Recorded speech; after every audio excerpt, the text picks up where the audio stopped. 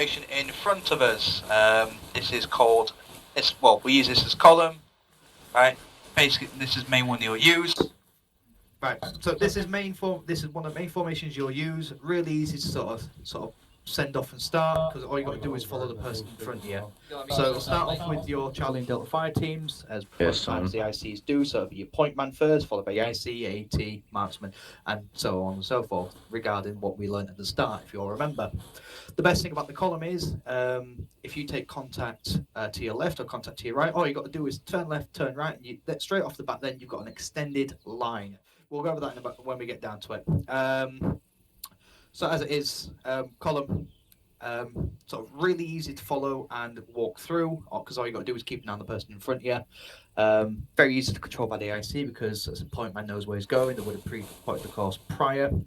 So it's a lot easier to work around. The downsides to the column mostly is, if you get engaged from the front or from the rear by an enemy contact, is you only have one weapon system in that sort of direction. So if you take contact front, your point man's only going to be there. So the two ICs got to quickly reorganize the section into a line facing front, where the contact is. And by that time, you could take a few casualties in that situation. Vice versa with the rear, contact rear, same situation. You've then got to switch around and do it there. General spacing, you got your 5 to 10 meters sort of deal. If you move through woodland, it sort of crumps up a bit closer.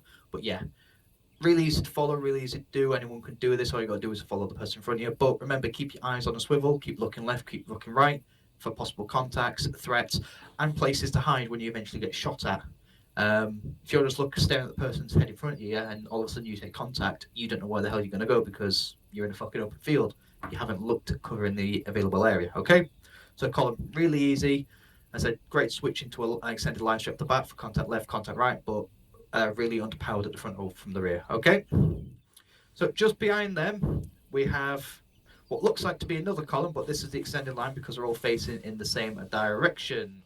So yeah, extended lines are generally used by ICs when they're sort of setting up to engage on the target. So for example, say we've just come out of these trees behind us, I would want us to be an extended line, because I know there's going to be enemy contacts just over there. The reason why I do this is I've got every single weapon system pointed in the enemy's direction, so I know exactly where they are going to be, and I've got all my firepower directly on them. Similar to the column, if you've got contact to your left or contact to your right, you've only got one weapon system there, then you've got to reorganize the entire sort of either fire team or the section to engage those contacts. But your weapon system at front, it's all right and easy to control. Another way that you might be using this instead of just engaging contacts is, I might want the enemy to start shooting at us to draw them out into a fight. So I might say, right, we're going to extended line and we're going to patrol through this open field to sort of get the enemy to wake up and see us. If I know the enemy's going to be in front of us, okay, if the enemy's going to be off to our sides, I won't use this formation. But if they're going to be in front of us and I want to gold them out to fight, I'll send you guys walking in a straight line, all next to each other, just to sort of, so come on, we're British, you think you're hard enough, come at me. Everybody happy with column and extended lines? Any follow me? We're going to go onto the road a little bit. So in front of us, it is called a staggered arrowhead. The reason why we call it a staggered arrowhead is, as you can see from the different lines, we've got the one closer, one further. There is gaps, so basically they're not next to each other. Okay, they can shoot through sort of their squad mates, their section members. All right. The main reason why it's difficult is, you imagine stepping off on this. You're walking, you're doing your patrols, but you've got to keep an arrow going at the front, so you've got to sort of be to the right or to the left of the guy in front of you, and at the same time you also have to have a gap between the guy to your left. So if you see somebody to your left, you can't really do what there, because if you get contact left or contact right, in an ideal situation, say if they took contact to their left, all they got to do is the guys on the right hand side push through, and you've got an extended line facing towards the enemy. All right, yeah. If you've got somebody to your left and all of a sudden you get contact left, you turn around, you're going to shoot your mate in the back of his head, and I don't think he'd appreciate that. All right, so not a bad formation. You can keep it going. It can be difficult, but you've got to keep your heads on the swivel here, especially, you've got to watch out for contacts, cover, and make sure you're not going to shoot your mate in the back of the head if you take contact to the left or to the right, okay?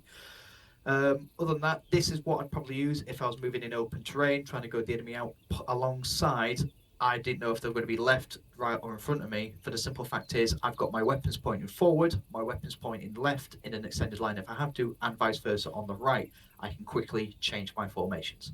Everybody happy and understand staggered arrowhead? Okay, so this is an ARD, otherwise known as an all-round defense.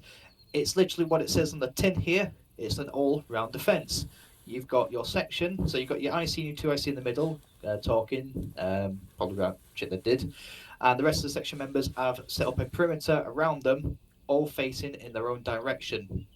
Okay, generally this is, you'll use this when either you're stopping for a small amount of time, and you might be here a bit longer than you expected to, or you've been told to set up an ARD because you need to create a safe space in the centre.